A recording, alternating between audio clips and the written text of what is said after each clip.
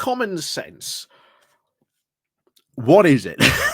And how on earth have we ended up with a minister for common sense? And especially why on earth you would choose Esther McVey for a minister of common sense, well, is anyone's guess. However, here's the real reason that we now have a minister for common sense.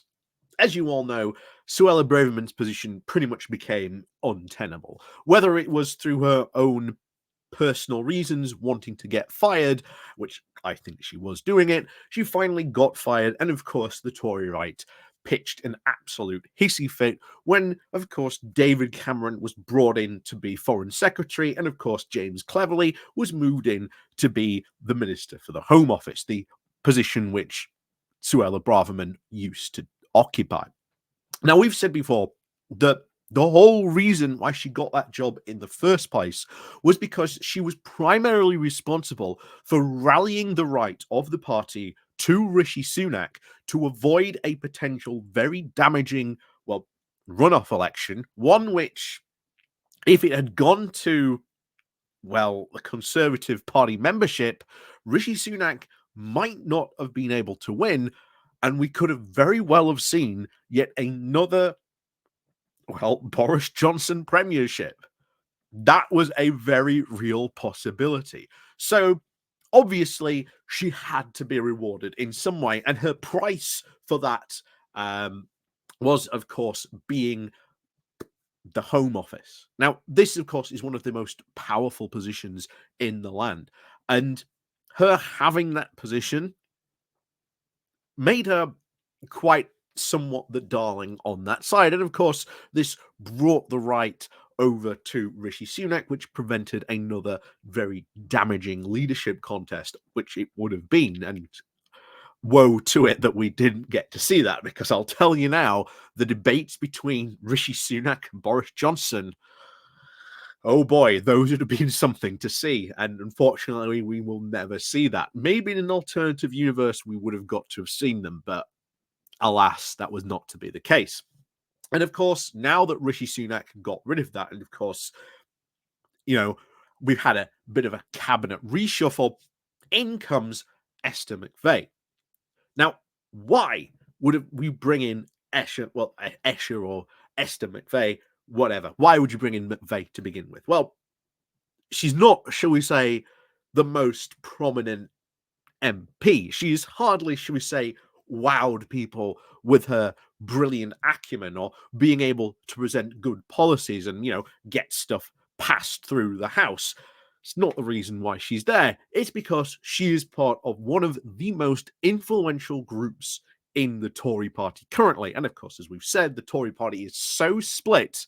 You have these multiple groups that are incredibly influential. One, of course, being on the right, that, of course, of the Common Sense group. And that's why she's there, to try and, once again, sturdy Rishi Sunak's position on this. But with the brewing now split that is going to come over the Rwanda plan, because both sides of these parties are not very happy, shall we say, with what can happen there, that could cause another split, possibly one even bigger than Brexit, one that even a minister for common sense will not be able to solve. But before we get more into this common sense position, again, why this? Yeah, our politics is just so bad at the moment. It's just so bad. We have a minister for common sense. Yes, please do remember to click on the like, share, and subscribe button. And of course, down below there is a link to my Patreon page and a one-off donation link called Buy Me Coffee, where you can buy me coffee. And of course, there's the YouTube thank you button, and of course, there's the Pony Club down below as well, which you can also join. So, Minister for Common Sense, what is it? Why is it there? Well, we're going to go over and have a look at the byline, or the Central Byline Times, as they've done an article about this as well. And we're just going to read this part, because we asked the government, what is common sense? And of course, this is the $1 million question, because common sense, well, it can really mean a lot of things, really, when it comes to it, as I'm sure we will all probably know. But of course, in this case, when it comes to, shall we say, the right of the Tory party, well, I think we all know what's coming. So, does the government actually know what common sense is? McVey herself told The Express. She said, "This is a fantastic opportunity to get common sense policies through. The last chance before the election. It means that I can speak up for the working people," she said. Common sense policies?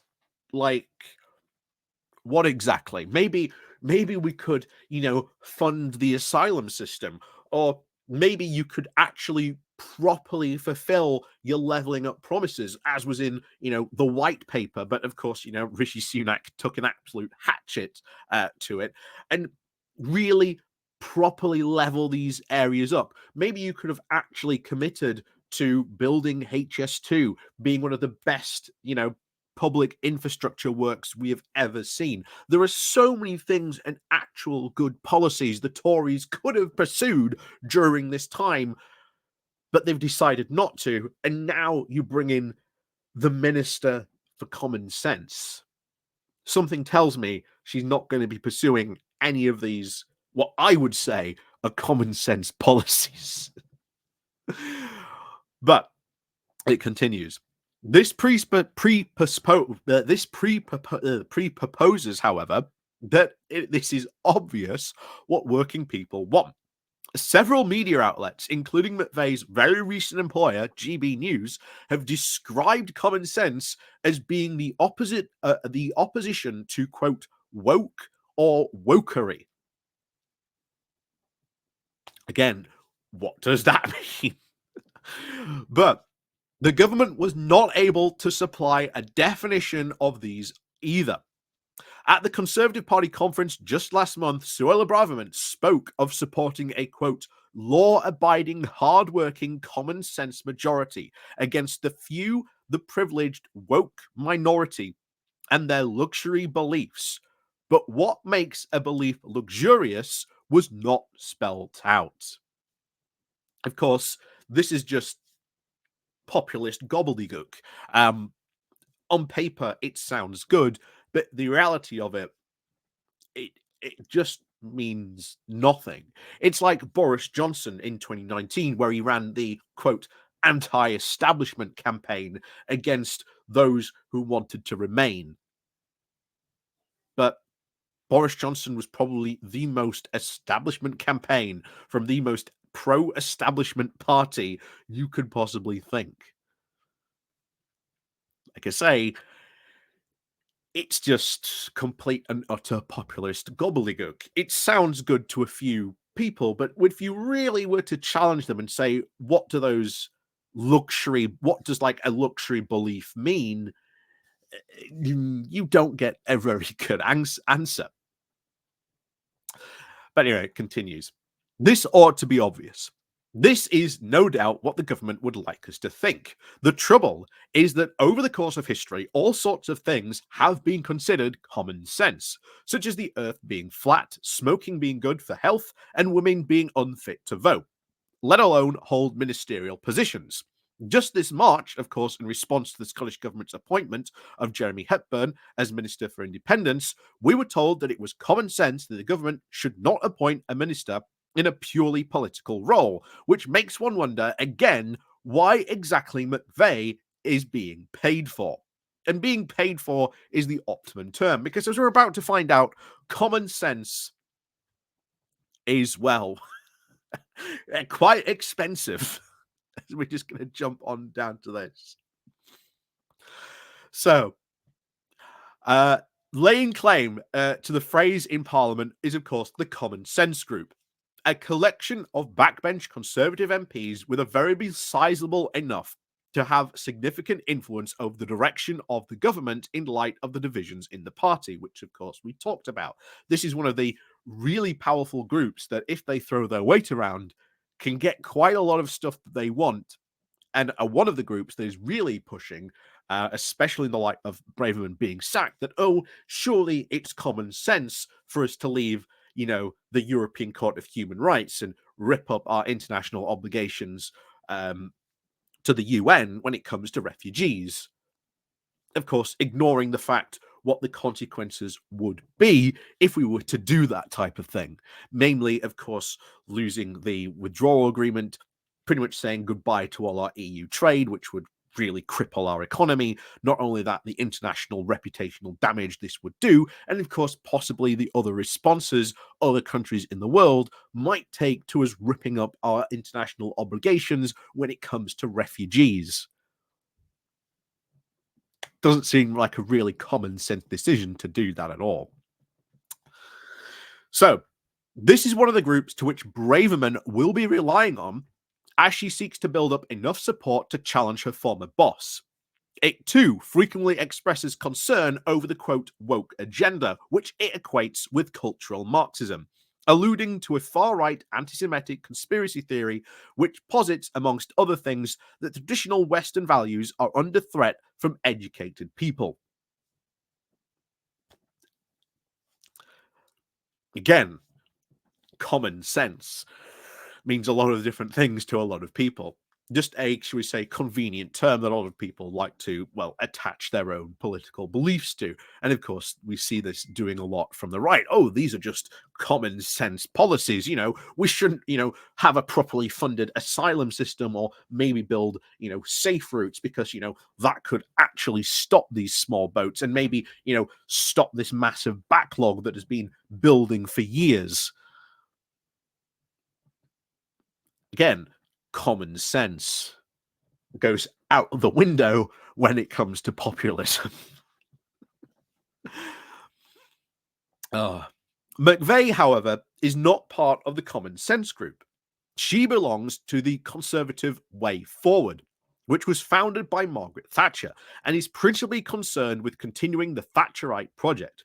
And in 1979, Thatcher pledged to, quote, unite the country behind the politics of common sense. So one might have thought that by now the party would have figured out what that is. Again, 1979 was a long time ago, and you would be right to maybe think maybe they would have found out what common sense was. But of course, like I say, it's nice political jargon. It's good political speech. Oh, this policy is, quote, just good common sense.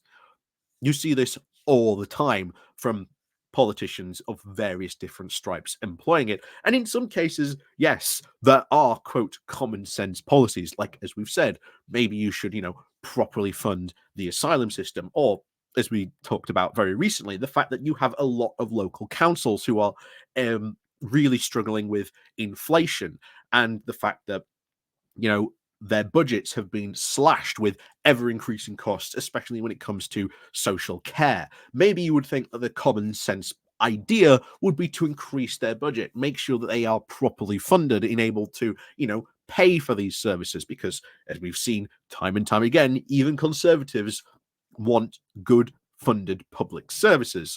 But we have a party who seems to ignore doing that. So are the Conservatives not following common sense policy? You can see where this all goes, of course. And now, formally speaking, McVey is a minister without portfolio.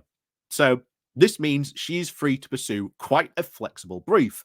And yet, beyond the waffle, no information has actually been provided to what her core duties will be. And for those of you who might be the day-to-day fans, or fans of that, of Brass Eye in particular, would remember the hilarious political sketches we saw on this. And just recently we had Newsnight of Esther McVey trying to describe what this job that she had. And to be honest, if you were to put that in front of like a day-to-day segment, it almost seems out of that entirely.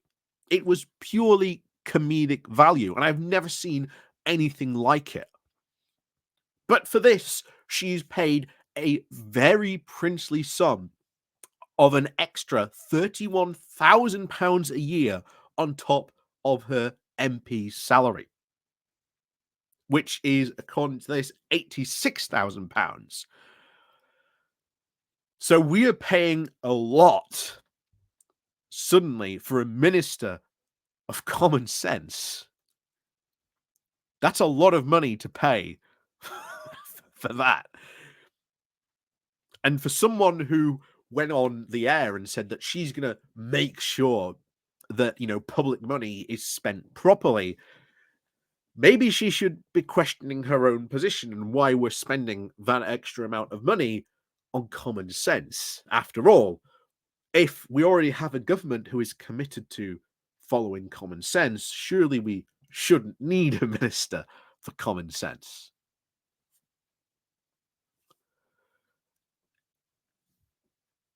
But that's just the state of our politics, that we have a absolutely ridiculous government that thinks it's a really good idea to have a minister for common sense.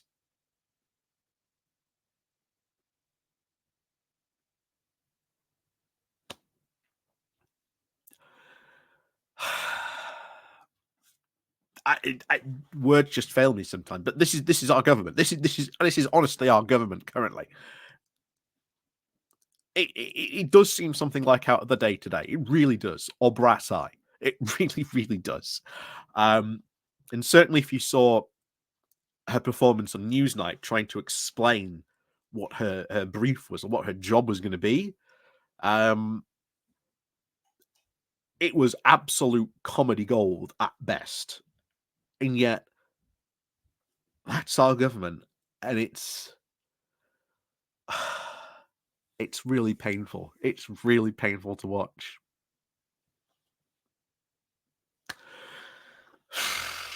But as always, thank you very much for watching. And of course, as always, hope you too have some common sense at home. And of course, we'll see you all next time.